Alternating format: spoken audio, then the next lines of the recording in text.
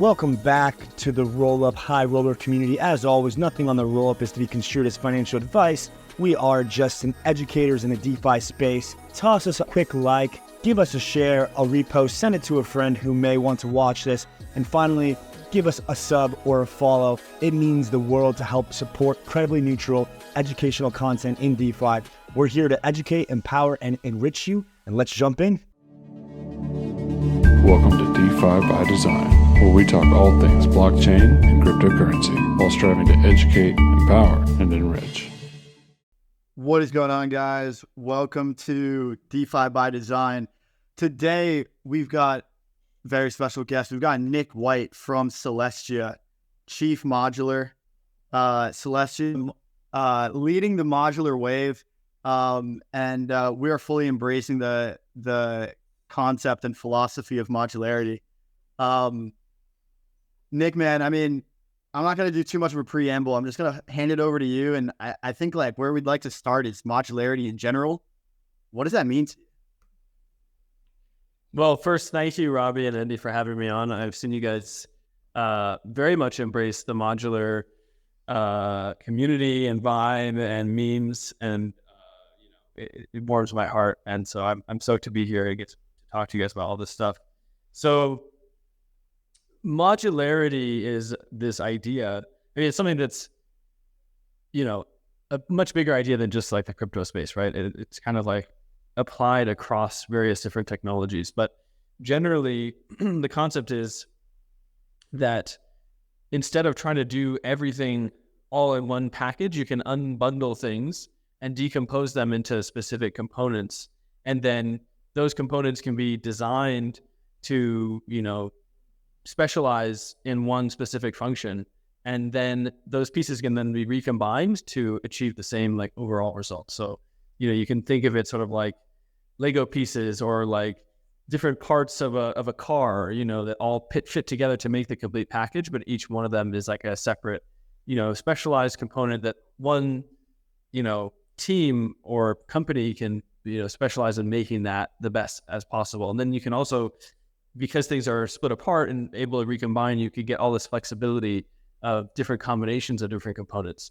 And so when we apply that to the blockchain space, historically blockchains were built in a monolithic architecture, meaning that like, every piece is glued together or fused together, like welded, right? And so the blockchain is just this very rigid thing, and kind of limits what people can do on that blockchain if you're a developer or user. And it also, kind of binds you to certain fundamental constraints around scalability or verifiability in most cases. And so modularity of blockchain design is about, hey, well, actually, let's like split those apart rather than having this one rigid monolithic, thing. We're going to split it into different layers and different protocols. And those protocols, again, specialize in these different functions. And so that is what modularity is all about. It's about a new paradigm for blockchain design. And it's going to result, just like I said, in things like a lot more flexibility and expressivity for developers. I think it's going to be something that matures the space and gets us where we need to be to actually develop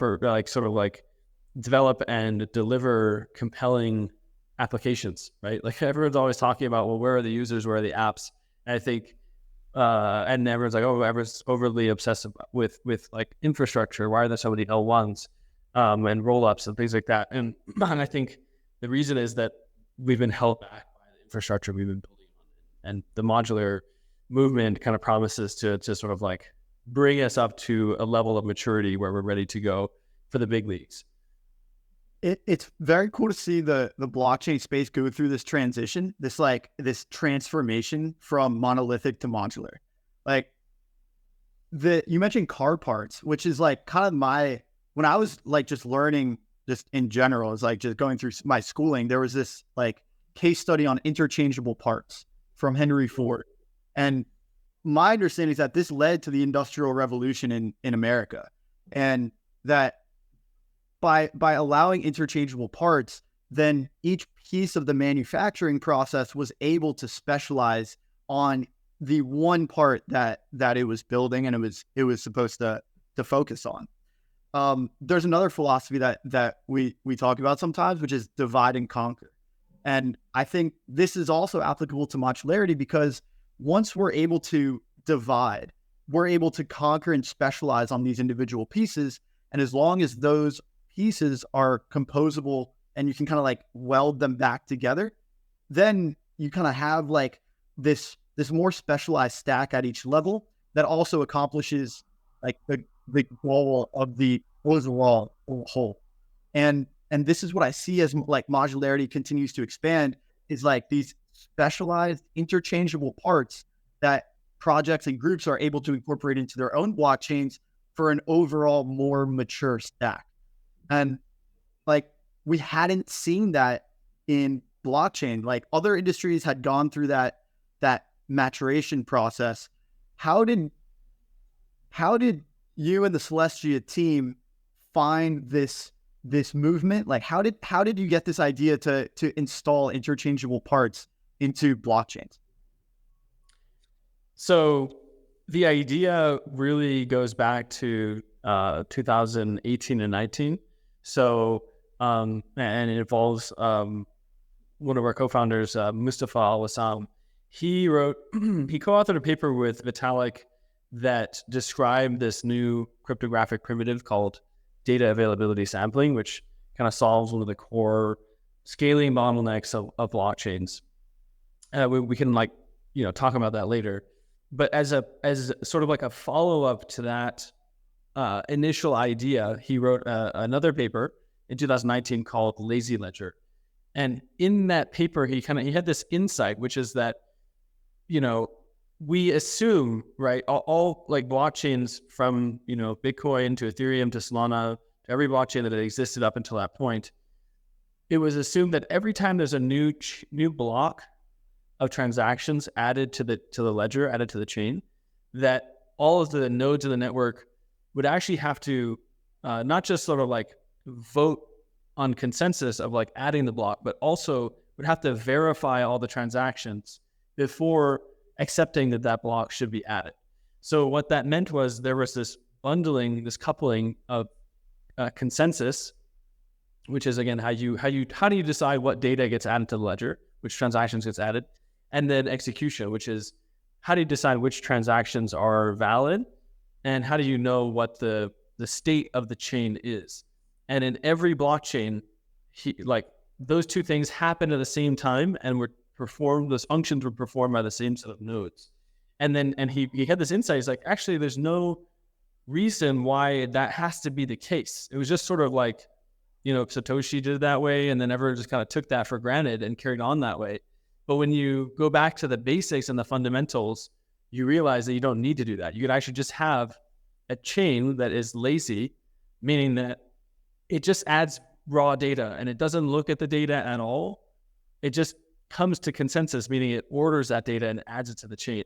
And then other people can read that data and run their own execution on top of it. And this is actually before the idea of rollups existed, really. I mean, there was ideas about L2s like Plasma and things like that. But so the core idea was essentially like just build a blockchain that doesn't do any execution. And it's such a counterintuitive idea, right? Everyone else at the same time was trying to pursue blockchain architectures that actually made things more complicated, like sharding, or even like Solana with all these like really intense optimizations around execution and block propagation, all these things. So rather than going more complex, Mustafa went the other way. He went back to the first principles, and it was like, actually, I'm going to solve all these problems by actually just like going back down and start like creating a new path that no one's ever thought of before, and simplifying and distilling what blockchains are really about. And so that's really where the idea came from. And then in parallel, one of our other co-founders, John Adler, was working on layer 2 scaling solutions, and he came up with this construction of the optimistic rollup. And those two ideas ended up being perfect complements for each other, basically, where, like a lazy ledger like Celestia is all about only consensus and data availability, no execution. And a rollup is all about only execution no consensus and data availability will inherit that from another chain. And so like each one was kind of incomplete without the other. And when those two kind of merged, it was like, oh, wow, we have now this new paradigm for building blockchains where we have separated consensus and execution into separate protocols. And then that idea has now, and so that was like the birth of this notion of modularity. There was a blog post in 2019 that Mustafa wrote when he introduced the project, which was called Lazy Ledger at the time, now Celestia, where he said, like, our vision is a modular, blockchain ecosystem with, consensus and data layers and execution engines. And that was sort of the birth of this notion of modularity. And now it's really extended even beyond just, consensus, data availability, execution. There's things like settlement. There's things like proving layers, shared sequencers, and all these different modular components that have emerged kind of in reaction and as an extension of this original vision. And really, the way that I think about it is that modular blockchains are sort of like protocols as a service. It's like, I'm going to build a protocol that actually provides a functionality that other protocols can tap into. And, like people are always talking about, software as a service is a major movement in like Web 2. And I think protocols as a service or like modular blockchains are sort of gonna provide a similar kind of revolution in the Web 3 space. Very interesting. And there's some funny memes about Mustafa, which we're not gonna talk too much about, but that I've been seeing circulating, and I think there's a kind of this aura of boy genius in a sense, just kind of like an untouchable vibe, which is it brings this aura of higher power to Celestia. Just a quick insight from what the outside looking in brings, which is funny to kind of have on a blockchain and on a crypto protocol, specifically with the design choice that Celestia has made. Being a DA protocol, we talk a bit more about why we think data availability may not be the best here, but for now, go with that. You guys chose to be a Cosmos chain, or at least build on the Cosmos SDK. Not necessarily affiliate yourselves too much with the Cosmos ecosystem, but keep the properties of the Cosmos SDK. But that's not necessarily a requirement to do data availability for the modular stack. So I'm curious kind of about that design choice and kind of what led up to that, and how that allows Celestia to be a better data. Good question. So, you're right. Celestia is built using the Cosmos SDK and Tendermint, or now what people call Comet BFT.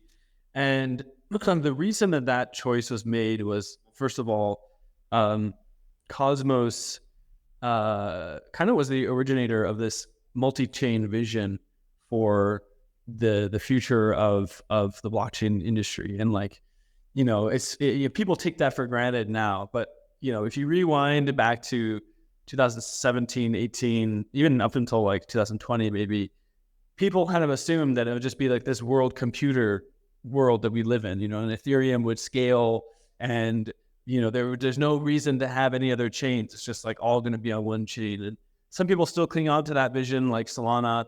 They really believe in this like one world computer thing. But Cosmos, you sort of were the originators of this idea of like, no, there will be like a multi-chain future, and there's a lot of different reasons for that. There's sovereignty. You want to like be able to control your own state. Like you don't want to be beholden to the social consensus of some other community, and also just like application-specific blockchains and being able to customize your chain for your use case.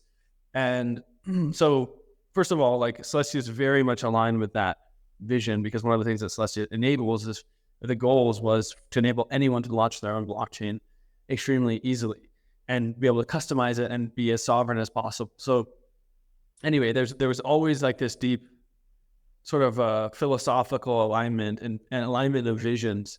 Like, Cosmos talks about the it's the internet of blockchains, right? And I like to say what Celestia is kind of about, or like what part of the vision is the internet of modular blockchains. So we're kind of like extending the Cosmos vision and hopefully making it even more possible. But the reason that we chose to build specifically using the Cosmos technology stack is that first of all, Celestia, we had to start over. It's a net new chain.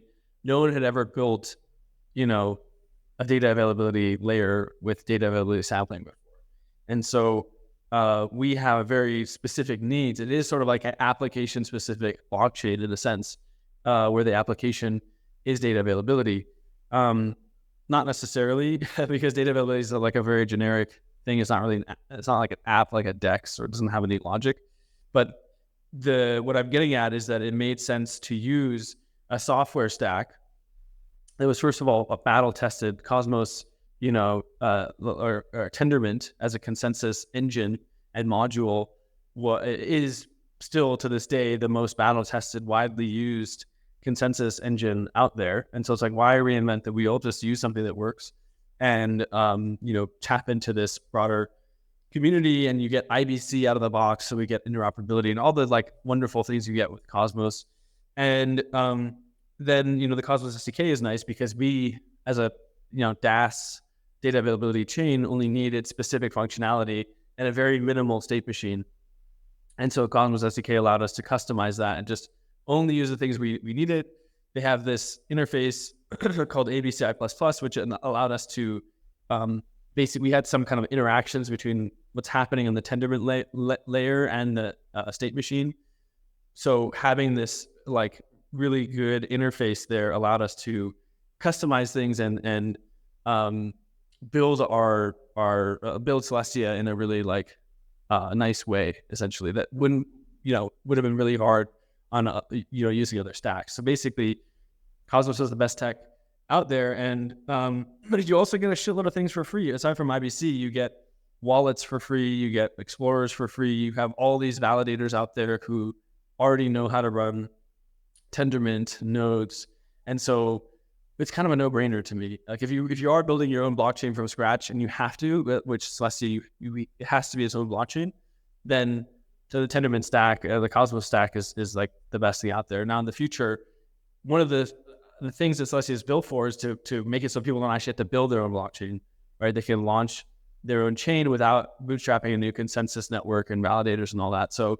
but hopefully people will continue to use the Cosmos SDK. That's why we've done RollKit, which we can talk about. But it's a sort of roll-up framework that is a sort of a replacement for Tendermint, but allows you to build Cosmos SDK rollups. Yeah, very, very, very cool. So just to like make sure that we have like the entire like topography of Celestia, like kind of on the table here. You kind of laid out like these three parts of a blockchain. You've got the consensus part, you've got the data part, which has there's all these other parts that are embedded in each of these sections. Data has data availability, storage, broadcasting, all within the data layer. And then you've got the execution layer on top, which is where like the rollups are hosting these applications. So quick question, like does Celestia, it has its own blockchain, but does it have its own validator set, or it doesn't have its own validators because you guys use Tendermint? Like how does that work as far as how consensus is derived? Yeah, so what Tendermint is just like the software. It's a consensus protocol. And so you still need a set of validators to run that protocol and come to consensus. You still have to issue your own proof of stake token, which, is the thing that allows you to actually have this silver resistance to come to consensus and things like that. And so, yeah, like Celestia is very much its own blockchain with its own validator set and its own proof of stake token, which is TIA. And so like Tendermint, what it is just that people, a whole community, have written software that allows you to have a very secure consensus engine, essentially. And so rather than having, if everyone had to write their own consensus algorithm from scratch, then there'd be bugs everywhere and things would be really ugly. And also you wouldn't have these sort of standards like IBC, where it's really easy for any Tendermint-based chain to bridge to another one because they have this kind of common language of IBC that they can communicate through. Yeah. So everyone would be Satoshi if they all had to write their own consensus protocol. Or we stop. And as much as I want to ask you about all the future airdrops for TIA stakers, I will just simply refrain and stay in the tech weeds. Getting grateful for that. Thank you. Yeah, right. Getting to the nuts and the bolts of kind of what Celestia enables for blockchains, and something that we realize is that a lot of this modular idea is around solving the original trilemma of monolithic chains. Could you talk us through kind of how you see Celestia's light nodes or light clients playing a big part in kind of solving that scalability and cost trilemma for rollups, or just for blockchains in general? Yeah, great question. So people may have seen on Twitter or elsewhere, people running light nodes and tweeting about it. And, it's kind of a meme going at one point about like running a light node on a refrigerator or, I don't know, all these like different devices. And actually people were doing that. People ran them on, Kindles and Nintendo Switches and old computers or, TVs and things like that. And what that meme was about was basically this new node type that Celestia has enabled that has never existed before, and which is a light node, right? It's kind of a portmanteau of these two other node types that every chain, not every chain, but a lot of chains have, which is you have a full node, right? Which is basically a node that a lot of people think that means it's a validator. No, like a validator is like a consensus node. A full node doesn't participate in consensus, but it fully verifies the chain. So it downloads every transaction or re-executes them, makes sure that they're all legit. And so when you're running a full node, you are like fully verifying the chain. And so you're as secure as you could possibly be. You're not trusting the validators that they're being honest. If something goes wrong, you're going to see it and you don't have to follow the chain anymore.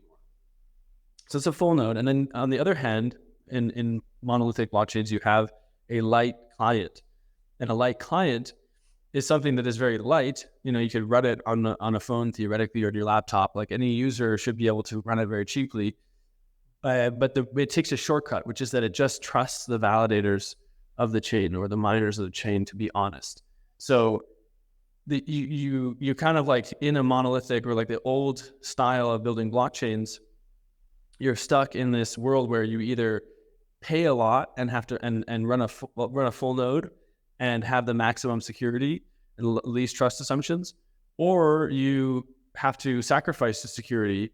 If you're a user and you can't afford running a full node, but then you're making these trust assumptions, right? So then you're kind of defeating the whole purpose of blockchains to begin with, because blockchains are all about having these verifiable systems that you don't have to trust other people for. So what's so cool about Celestia is that there's this new node type, which is kind of a combination of the best of both worlds. And so it's a light node. So you get the security of a full node, basically, with the node requirements, the resource requirements of a light client. And so this enables all the users all over the world to run a node directly on their phone and directly verify Celestia. And so they don't have to trust the validators of Celestia, to be honest. They can know for themselves what the ground truth is. And this is enabled by this new technology that I talked about earlier, which is data availability sampling. So the reason why you can't have a light node on a normal chain is that if you wanted to verify the chain, you used to have to download all that data, right? That's what a full node does. It has to download every transaction to re-execute them. And what data availability sampling does is it makes it so that instead of having to download every single transaction or all the data in a given block, you can just sample from that block randomly. So you only have to download less than 1% of the overall data, but you get almost 100% guarantee that the block is valid. So it's sort of like a probabilistic method. It's very similar to how ZK proofs work, for example. So you were able to directly verify the chain by doing a significant, orders of magnitude less work. And the other magical property of it is that as more light nodes start to run and verify the chain, the bigger the Celestia block size can grow while still remaining trust minimized. So Celestia, that's why I don't know if I mentioned this earlier, but one of the unlocks of Celestia is this scaling property where the more users there are in the network, the more people running these light nodes, the bigger the blocks can be. So you don't have a fixed block size. You don't have this fixed capacity where, in Ethereum or other monolithic chains, there's a maximum block size and you can't go beyond that, right? The only way to go beyond that is to increase the node requirements for everyone in the network. And that, again, leads to centralization. Whereas in Celestia, there is no fixed block size because as more and more people run nodes, you can increase that block size elastically. And so this is really cool because it's the first time where we can really have abundant block space for everyone to send their transactions. Transactions can be cheap, in perpetuity in a system that's designed this way and has this kind of property. And again, every user can now be a first-class citizen of the network. They can verify things directly themselves and not have to trust anyone else. They don't even have to use an RPC, which is essentially how most people interact with blockchains today. Is there's an intermediary. Blockchains are meant to be peer-to-peer networks where I send my transaction directly to the rest of the nodes, but actually what's happening in today's infrastructure is I send my transaction through MetaMask and it goes to some other centralized RPC provider before going to the real network. So it's kind of like this layer between the users and the real thing and the reality, the truth. If I want to know what the state of the blockchain is, I can't verify that myself. I ask the RPC to tell me what it is. So light nodes are really, I think, an evolution in the right direction for the space in so many different ways in terms of scalability as well as in terms of decentralization. When 1 gigabyte block, sir? That's a good question. Well, we are currently, for those who don't know, we launched back in end of October, with 2 megabyte blocks with the ability to increase the block size up to 8 megabytes via on-chain governance, because that's sort of what the protocol is currently spec'd to handle. But we have the ultimate goal of eventually meeting and hopefully even exceeding gigabyte size blocks. Now, there's going to be a lot of, you can't just get there overnight. And aside from just the bottleneck of needing enough light nodes in the network to secure that size of block, there's also just, straight up engineering constraints. But we have a lot of really interesting, exciting new approaches on the way. And I think we'll be able to scale block size pretty significantly in the near future. And so, but I don't know, gigabyte block specifically, I don't know, but what, maybe, I think 64 megabyte blocks or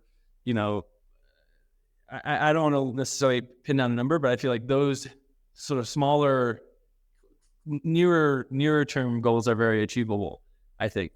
But yeah, thanks for asking. Yeah, it's dependent based on what you're saying on the amount of people running light nodes. So in order to get to those level of storage and blocks, you would technically need a increase in the amount of usage of in terms of users, light nodes, and just like blockchains using Celestia. Is that kind of how it would scale? Like, I guess aside from just like when, but like what is the path to 64 megabit blocks? Is it just a matter of scaling the amount of users and light nodes, or is it a demand question?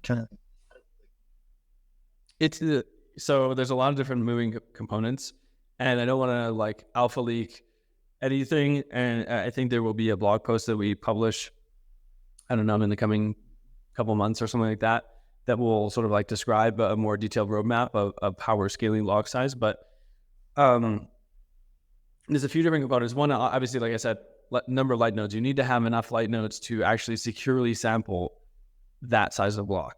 right? I think we're going to be pretty covered on that. The other bottlenecks are more on the engineering side. So there's two components. One is just the block production side. Like, can the block producing nodes, the consensus nodes, actually build blocks and like vote on them and gossip all the transactions and things like that as blocks get bigger? And there are certain bottlenecks that need to be fixed in order for that to sort of be achievable.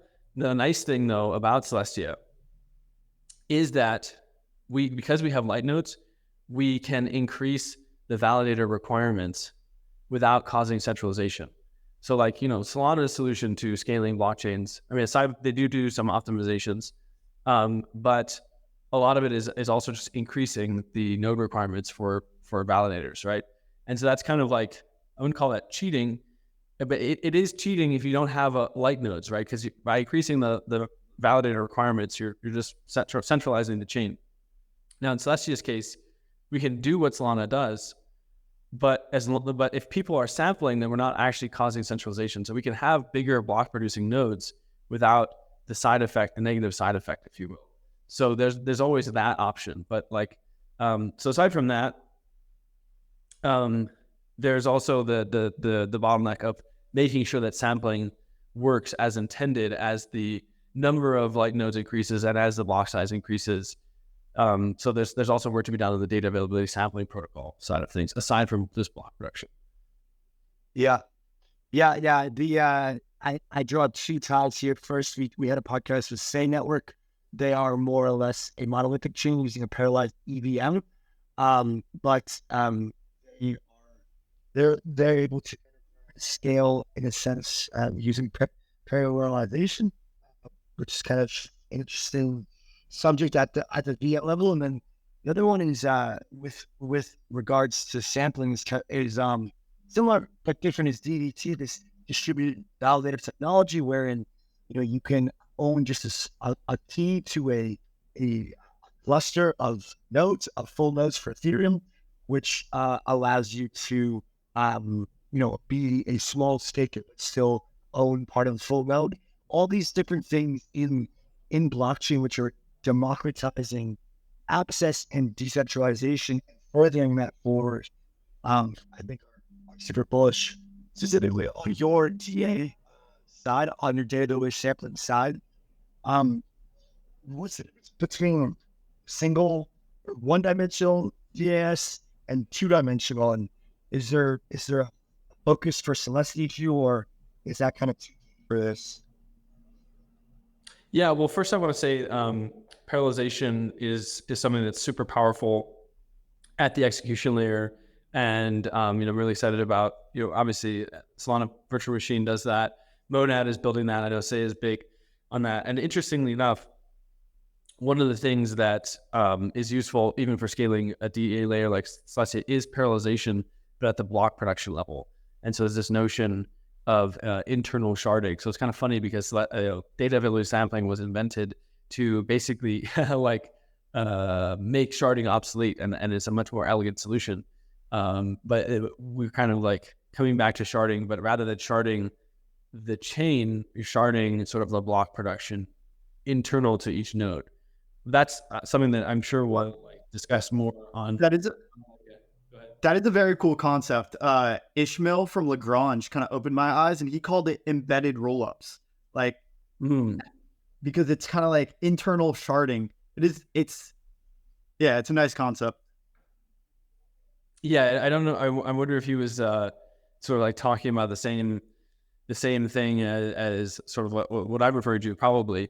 Anyway, what we were you were talking about DVT and things like that, and I think DVT is interesting in terms of like democratizing access to people running validators, but even something that's interesting about Celestia's vision for like the future, or how, what are we optimizing for when we're building these systems, is that the validator set doesn't really have to be like focusing on the decentralizing the validator set, or making having let's say 10,000 validator nodes is actually kind of a mistake in the sense of that there's bigger fish to fry, more important things to prioritize, such as end user verification, right? Or like people being able to verify the chain directly. And so as long as you have light nodes, you have end user verification, then you're not really trusting the validator set for very much. You're trusting that they're, going to come to consensus,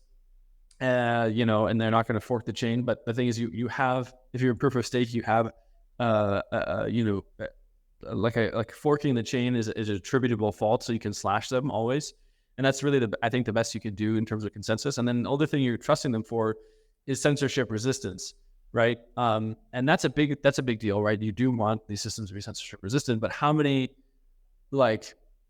validators do you need to ensure censorship resistance? And really, the reality is, it's not about the number of validators; it's about the distribution of stake in general. You can have 10,000 validators, but if the stake is centralized among the top, 30 or something like that, which is something that you see across almost every chain out there, it doesn't really matter. So anyway, I just wanted to note that. And really, the answer is about end user verifiability, so that you don't actually rely on the validators very much. Now, your question, what was the question? As regards to the differences, and we don't have to get too technical here, but I think it's interesting because there's going to be more and more DA protocols coming up that are going to be talking about this, which is one-dimensional data availability sampling and two-dimensional sampling, and the differences and what's powerful and kind of how you're looking at that, and even just what it means for our audience. We don't have to go too deep. Absolutely. Yeah. Okay, so let's talk about data availability sampling. Let's get a little bit more into the weeds here. I'll try to explain it as simply as possible because it's really not that complicated. So here, this is the problem, right? You have this data, right? That's all this transaction data that's in a block. And now you want to be able to verify that all that data is actually there, right? But you don't want to have to download all that data yourself. Because let's say the block is a gigabyte, right? If I had to download a gigabyte of data on my phone every 12 seconds and every time there's a new Celestia block, that's never going to work, right? So we need to have a way for me to download maybe 10 kilobytes or 100 kilobytes of data, but verified, have a statistical guarantee that all the data that validator, that block producer tells me is in that block was actually published. I want to know that the data was published, so that other people could download and see that data if they wanted to, right? That's the problem statement of data availability.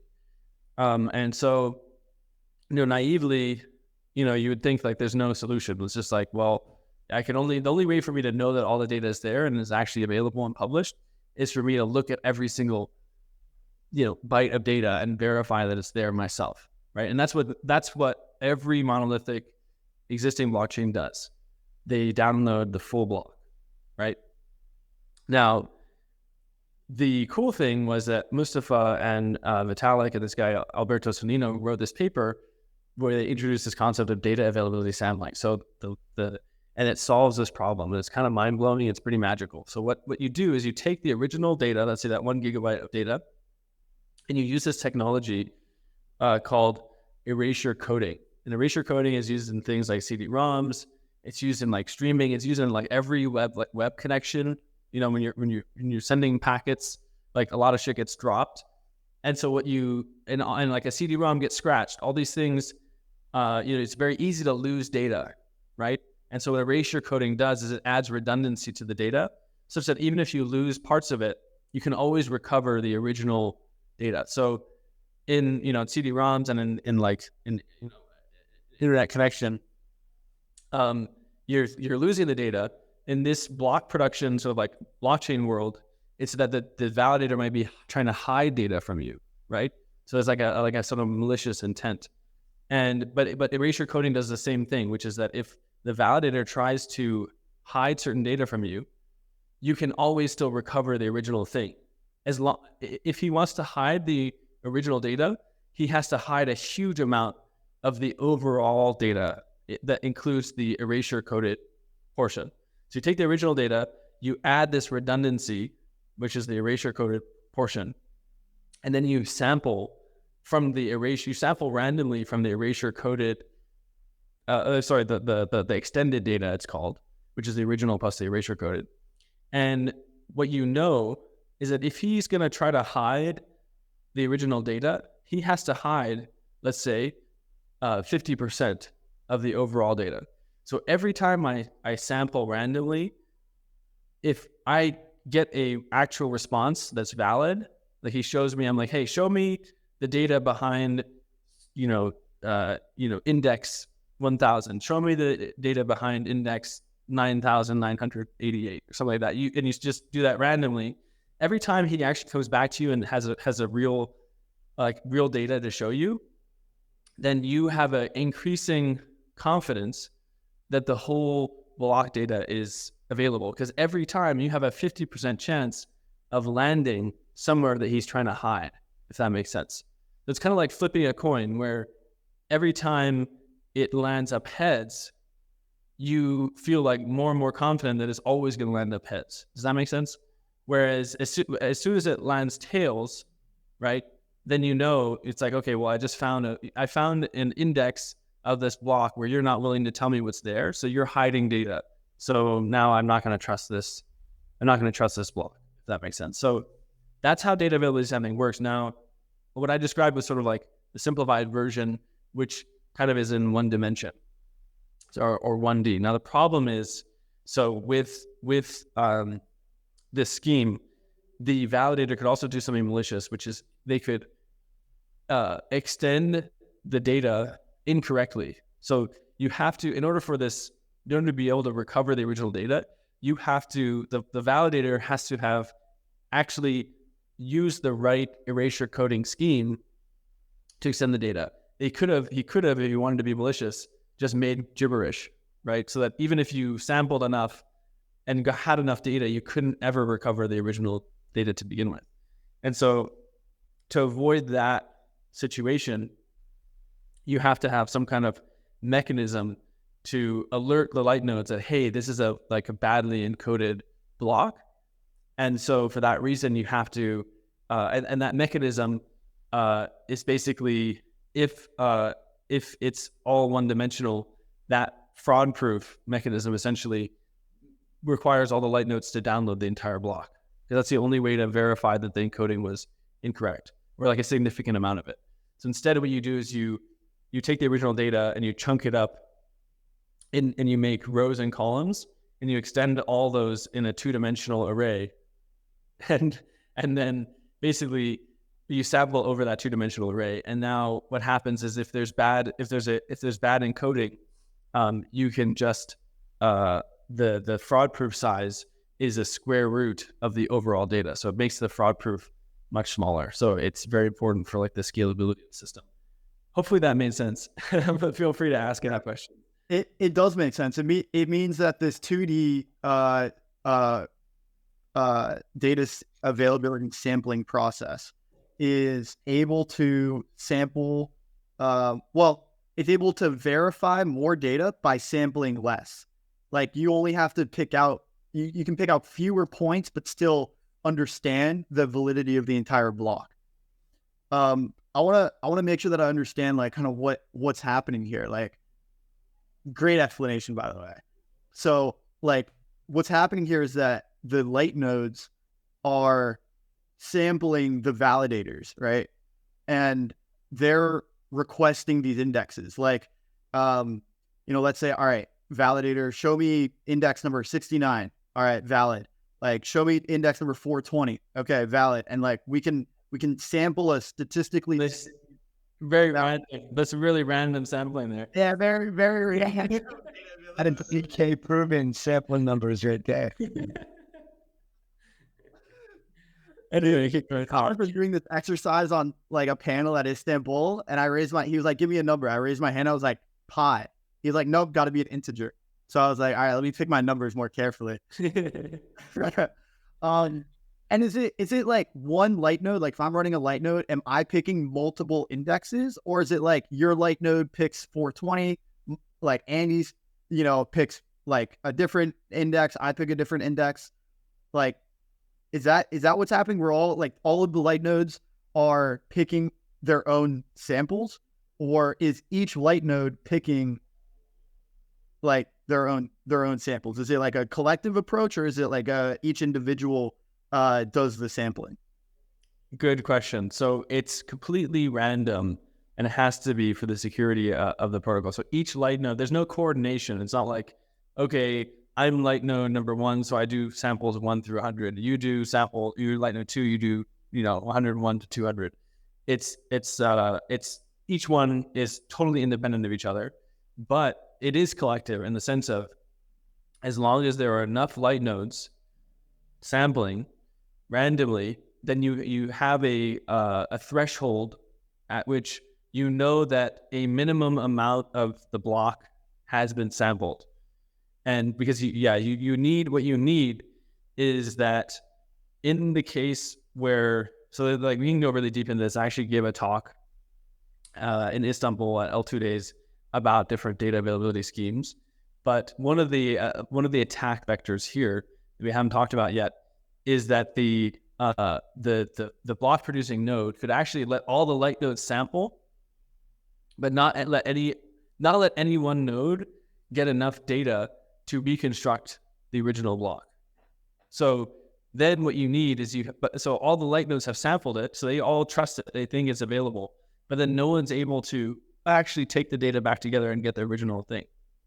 So what these light nodes need to be able to do is actually talk to each other, and an honest full node needs to be able to gather the samples from every light node around there and reconstruct the original block. So the reason I bring this up is that the reason why you need a minimum threshold of these light nodes for a given block size is that you need to have a statistical guarantee that there are enough samples out there to reconstruct the original block. But you're not doing it in a way where, each light node coordinates with each other. They're still totally random. I got a weird mental model here, and I'm curious if this is like reasonable to think about this in this way. So you've got validators who are running proof of stake. They've all got some capital at stake, and then they're coordinating consensus that way. And the cost of corruption is the cost of this stake. Then, or loosely, there's like, it's not exactly the amount of stake, but it's like based on the amount of stake that validators have. Then you've got the light nodes who are gossiping like their samples to one another. Is it fair to think about this light node set of these light nodes as its own sort of consensus mechanism? Yet it's not stake or capital at stake, it's data at stake. Is that? Yeah. There's an element there. I think there's a thread of truth in the sense where, so light nodes are, and this is something that a lot of people don't understand about blockchains and how they work. A lot of people assume, right, and it's partly because of, for example, the nomenclature. Like people say validator, right? I think validator is a absolutely terrible name because it includes this word validate. It implies that those nodes are actually intended to verify the chain, right? But we just talked about how, especially in Celestia, for example, that's not necessary. Like you don't have to, validators don't have to verify the chain. They can just be dummy data, right? Like in Celestia's case. And what validators really are just consensus nodes. What they're really doing is just adding transactions to the chain, adding data to the chain, appending data, and that's really their function, right? Now, and they don't validate. You're not supposed to trust them that that whatever's on the chain is valid. You are supposed to run a full node or some other kind of node that allows you to verify it for yourself, right? Because the whole point of blockchains is that we get out of these trust models where, trusting. I'd rather trust a decentralized set of nodes than one like Google, right? Sure, that's a step in the right direction, but there's still trust in the system those nodes could collude against you and lie to you, right? So what blockchains are always all about is trust minimization. And the way you minimize trust is by people verifying things directly themselves, right? So when I run a full node, I'm not trusting the validators. And so anyway, the reason I mention that, and to circle back to light nodes, is that light nodes are the same in that, like, you are kind of voting, right? Everyone who's participating in the chain does sort of vote on the blocks, in the sense of, like, they're not voting which blocks get added, right? But they are voting they're deciding every time there's a new block that gets proposed. Like, the validators just propose the block, but no one in the network has to accept it, right? They have their own choice of, they can inspect the block, verify it, and then say, you know what, this block breaks the rules, or this block has unavailable data, and they can discard it and throw it away. And that's really where the security of blockchains comes from, is from people verifying it. So in a sense, yes, they are fundamental to the security. They are voting, in a sense, with their feet, of, like, you know, you try to send me this, the validators try to send me this block, I'm not going to trust that. Go screw yourselves. You know what I mean? So yeah, it's all about social consensus. That's what that's why we say, you know, social consensus is layer 0, you know? Yeah, Rob and I came to the conclusion with Smokey the Bear that Barrachain's community is actually, this applies to all forms, especially Celestia, as you've seen kind of the memes, the staking and the airdrops and all that stuff kind of come to light, is the community is almost like its own set of validators. Even if they're not staking or participating in the network, they're almost their own nodes just by achieving that social consensus, right? Amongst the, about the brand, the image, positioning, and all these things, and the memes, right? Really interesting how you can have this off-chain or on-chain social validation happening. You bring up a couple of points that I saw on a proposal on Celestia's forum from maybe a couple months ago, which was that to try to figure out a way to go from the current norm of data availability to data publishing. After this conversation, it's almost like data verification, confirmation, and publishing. The data is available, but it's not about that. It's about verifying it and passing it on, almost, and publishing it to like the main chain or to the settlement layer. So, like, what are your thoughts on this? Are we too far gone to change data availability, or is there reasoning to want to change it, or kind of how do you think that people should think about this? Whether or not we can, change the term. Is data publishing a better way, or how do you think about the terminology? Data publishing is very much a better phrase. The thing is, data availability has built up so much mind share, and even, people abbreviate it to DA, and so it will be hard. It would be hard to replace it. But I think ultimately data publishing, DP, will be potentially a better meme, or not meme, but like a more a much easier thing for people to grasp. And the reason is that it just gets to the heart of what this is really all about, which is, I have some data that I want to publish, and I want people to be able to verify that it was published without having to download all of it. That's really all that this comes down to. And data availability, is such a vague word, right? And a lot of people, it's so easy to misunderstand that, what that means. And so a lot of people oftentimes, I think, and this still happens, this happened like for the first 3 years when I started talking about data availability, everyone would be like, oh, well, there's, Filecoin is a data availability layer. Like, why do you need Celestia? And I'd be like, well, no, it's not. It's a data storage layer. And they're like, yeah, but the data's available. It's there. I put it on, Filecoin, and anyone can now download it. Right. And so like there was this constant confusion about what data availability meant. And even these teams would be like, hey, we're a new data availability layer. Right. And we would have to be like, hey, you're using the word incorrectly. Even I remember, like, back in the day, Chris Dixon tweeted about, like, what's that? It's like an inferior like service. I can't remember what it's called. but it's basically like an RPC type of, or like a indexer. And he was like, oh, well, this indexer is like Alchemy. He was like, Alchemy is a great data availability layer. And I was like, dude, that's not like Alchemy has nothing to do with data availability. Alchemy just lets you see the data, right? Just like, yeah, it basically indexes the data, so it like analyzes it, and so you can query and like, look into what's happening on chain in an efficient way. But it has nothing to do with publishing. It's not even a protocol. It's literally just a layer. It points to the data that's there, right? Yeah, exactly. It's like a service, an off-chain service.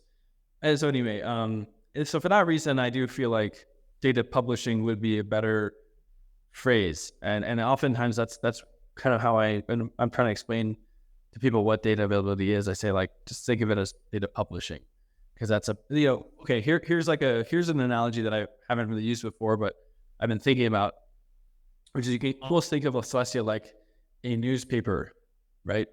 And I know the newspapers are like totally out of date now, and like don't read into that side of the analogy, but I think it works, which is like, okay, what does a newspaper do, right? It's a publisher, and what happens is people come to the newspaper and they say, hey, I have this article, right? I have this advertisement, and I want to publish it on your newspaper network, basically.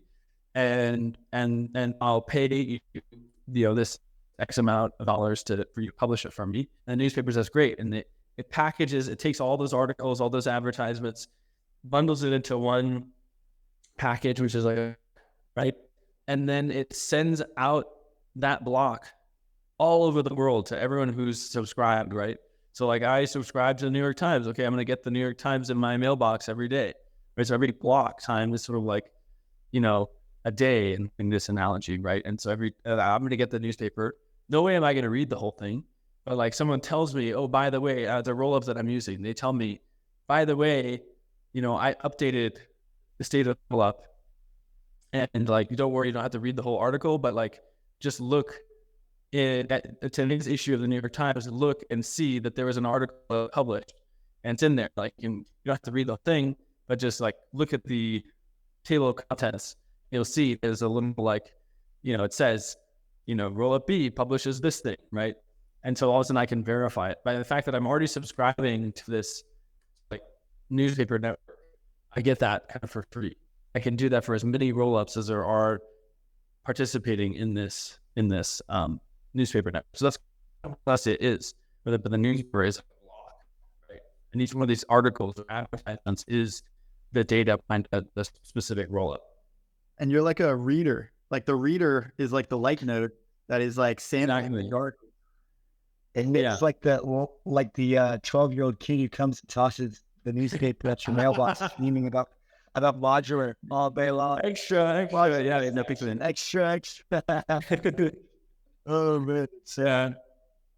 Oh man.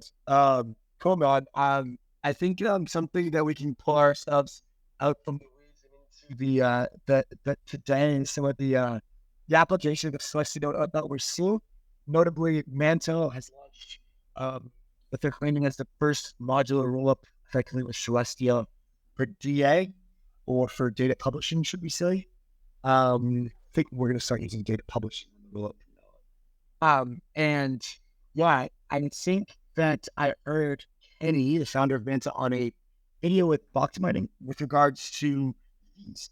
So I'm curious to understand, first of all, how significant using Celestia for DA or other DA layers is in reducing settlement costs and data storage costs. I've heard 100x, 90x, I've heard mirrors 1800x, eigenlayers 500x. So I'm really just trying to get to the bottom of like what users could expect as we push us forward into 2024. Also, why there's this 1 or 2 month like startup period or like warm-up period where Manto slowly gets gradually cheaper and cheaper as Celestia gets fully integrated, and like kind of what that is, what's happening under the hood, or why that is. So, a quick primer on some of the reductions in cost, and then curious about the explanation or the warm-up period. Yeah, absolutely. I'm really glad you brought this up, because now we're, I think we went really deep on the theory side of modular blockchains so far, talking about the technology, why is modularity powerful? And what I'm so stoked about is that we launched Celestia last year, right? And now the network is live. And so all these things that we used to have to talk about in the hypothetical are real and are tangible, right? And so one of the things I'm most proud about is that we have already had some of the first rollups migrate over from Ethereum DA to Celestia DA. So Manta was actually the very first rollup to take that leap. And it's been honestly incredible, because they, first of all, the transition was absolutely seamless. So users, and there's no downtime. The network just shifted over seamlessly, and users were totally impacted. You would never have known. The only thing you would have known or realized is wow, my gas fee just dropped by literally 100x. And so it's pretty awesome. And one of the, and it's made all these applications, there's this really cool application built on Manta called ZK Hold'em. So I don't know how much people know about Manta, but just a quick plug on them. And I think they're representative of the powers of the modular stack. But basically, Manta is an OP stack rollup. So it's optimism. It has EVM, but it has a custom sort of EVM implementation where they've added functionality to natively verify certain kinds of ZK proofs. And so they have a sort of built-in sort of randomness, as well as privacy features. And this is it's really cool, because this is exemplary of what modularity is all about, which is you can customize the execution model of your chain to enable new use cases. And so that's what Manta's done. And one of the new use cases they've enabled was this game called CK Hold'em, which is an on-chain poker type application. And they use the randomness, right? So you can actually have verifiably random game of poker, and the privacy, so you don't have to actually verify, you don't have to reveal your cards to everyone else. If everything is on chain, right, but then you can just see what cards I have, then it's not going to be a very interesting poker game. So what's so cool about Manta is that they are enabling these kind of applications. And so anyway, ZK Hold'em, before the transition to Celestia, was too expensive to be feasible, basically. No one was going to play this poker game if it's literally $1 every time you want to make a move, right? You know what I'm saying? So what's cool is the transition, reduce those fees by 100x. All of a sudden, people can actually play CK Hold'em and all these other applications that we're running on Manta. So I don't know, that just is very meaningful to me, because it's tangible, it's real. It's okay, the technology we built is actually delivering real results and enabling new use cases and enabling more people to use the chain. And so to sort of wrap up on that, there's a tracker that Manta has also deployed, which tracks their DA fees. And, in Ethereum world, there's this meme of watching the fee burn, right? Which is okay, where am I I was going to say something a little bit not appropriate, but basically they're going to they circle around this thing, and they're just watching it and just getting stoked about this idea of more and more fees getting burned. And we've kind of, with Manta and with, other rollups that are planning to migrate, kind of flip that on its head, that narrative. And instead of watching the fee burn, we talk about watching the fees saved, essentially, the anti-burn, if you will. And in this case, Manta has a tracker that tracks basically the delta, the difference between how much gas they would have paid on Ethereum versus what they're paying on Celestia. And so currently, they have already, since they launched, which was sometime about a month ago, I think December 12th, they have saved over $1 million in gas fees. So if they had been running their rollup on Ethereum, they would have paid $1 million by now. And so I think that's really why there's such an incentive for all these other teams to migrate, is that that $1 million is money that can stay in your users' pockets. It's money that you can also internalize via your sequencer, and you can use that money to, fund more development of the protocol. You could put it into the DAO treasury so that people can spend it and however they want. And so that's something that's really, really amazing. So if people want to check that out, it's meta.socialscan.io DA-fee-tracker, or if you like just Google Manta data availability fee tracker or something like that, it should pop up. But yeah, I'm pretty excited about that. Lovely. And is the Manta network at full capacity with regards to Celestia's DA? Is it ever at full capacity? Like, does it reach a point where it's like it can't scale past? How does that transition like look? Yeah, I think that they're pretty far from reaching the capacity for Celestia, Celestia's DA capacity. I think so far the total data based on like the sort of Lock Explorer thing is they posted around 700 megabytes of data so far in the history of the chain. And so if we were doing like 2 megabytes every 12 seconds, that's like 10 megabytes every minute.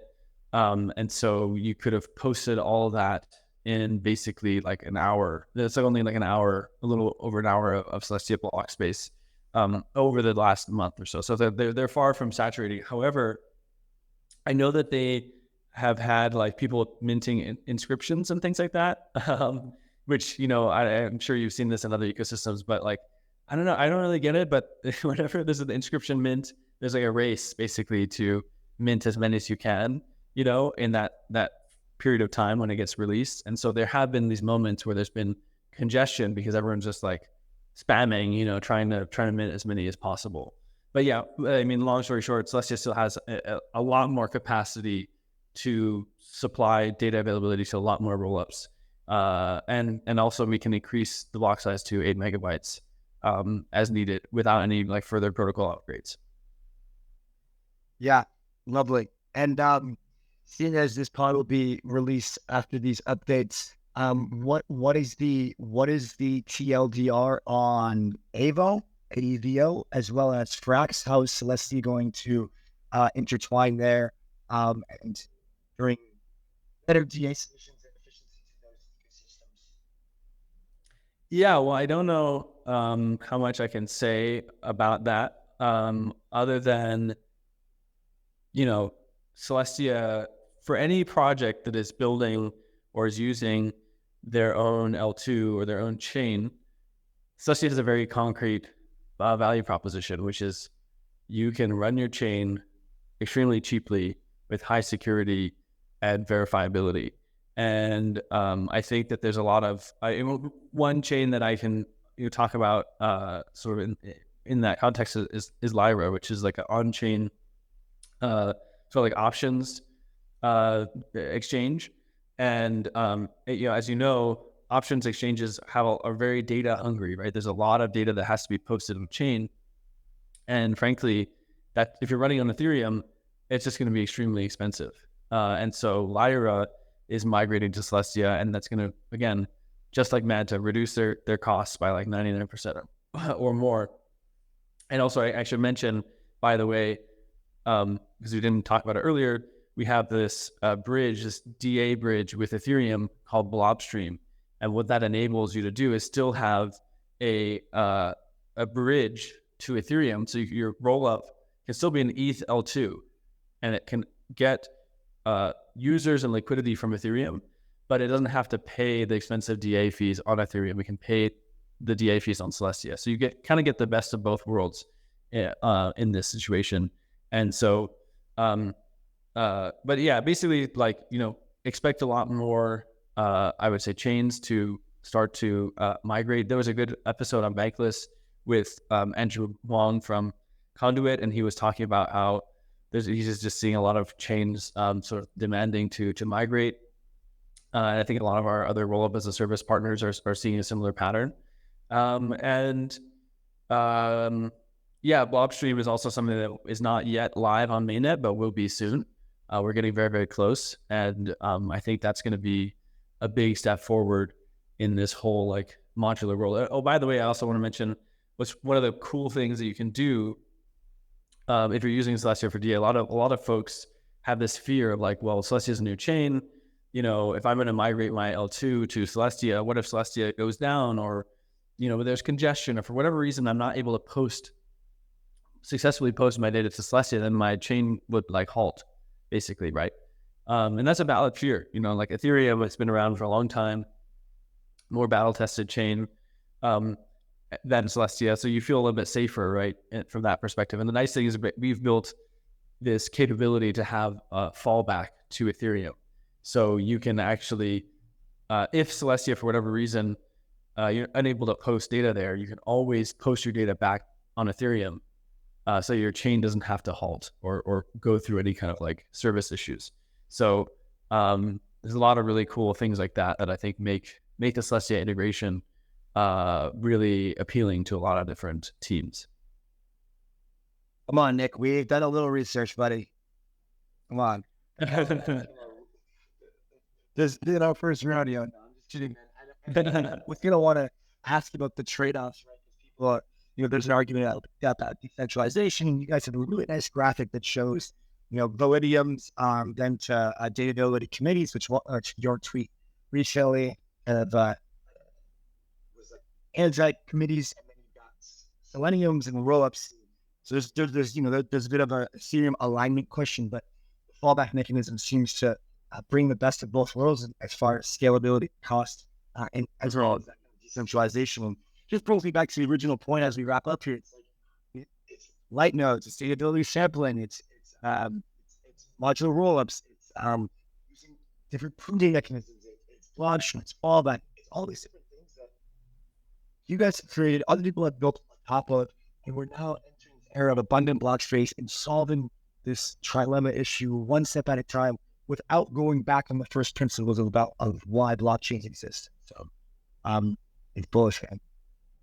Dude, you couldn't, I couldn't have said it better myself. I mean, again, I want to emphasize, well, first of all, yes, what this whole modular blockchain movement is about is, among other things, is we can build these systems that are actually scalable without compromising on the core values of crypto and blockchains. Up until, these innovations, it felt like, okay, well, we can scale these systems, but in order to do so, we have to sacrifice on trust minimization and user verification and all these things. And the reality is actually, no, we don't have to. And I think that's just, it's amazing. Like otherwise, crypto may have just kind of like fizzled out, right? Like we may have just been stuck with these very congested but trust minimized chains, or these really scalable but just very trusted chains, and not been able to get sort of the best of both worlds. And I also want to emphasize though that Celestia may have been sort of the first to plant the modular blockchain flag and to just sort of promote this idea and this architecture, but overall we're contributing just this a foundational component, the consensus and data availability layer, but it's really it's so much bigger than Celestia. You have teams, you have all these different rollup framework teams, you have all these different teams building L2s, shared sequencers, you have other DA layers, you have, people working just purely on bridging, like Hyperlane or Succinct or Union, people working just on ZK proving and ZKVM stuff.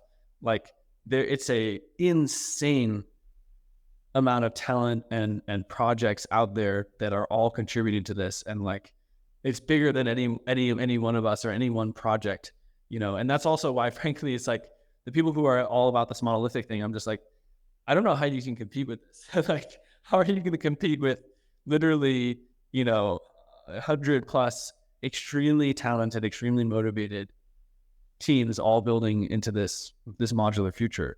Like, I just don't think it's like permissionless innovation and experimentation. And there's just no way to compete with that. And the incentives are actually aligned, and that's why we say modularism, not maximalism. It's really about, we each contribute our part to this greater whole.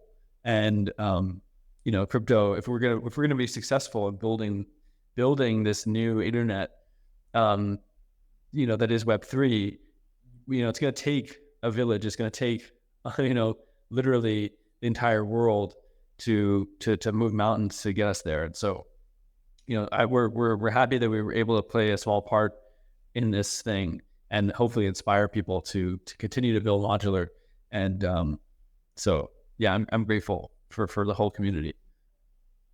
Creates the entire modular narrative, humbly claims that they're going to play a small part. Thank you, Nick. Thank you for that optimistic end off. It's been an absolute pleasure to have you on. Likewise, yeah. Thanks, Eddie. Thanks, Robbie. Big fan of you guys, and excited for you guys to keep covering the modular space. And I just hopefully maybe we should do it again sometime. Maybe like a year from now, or I don't know. We should keep checking in. Maybe fun.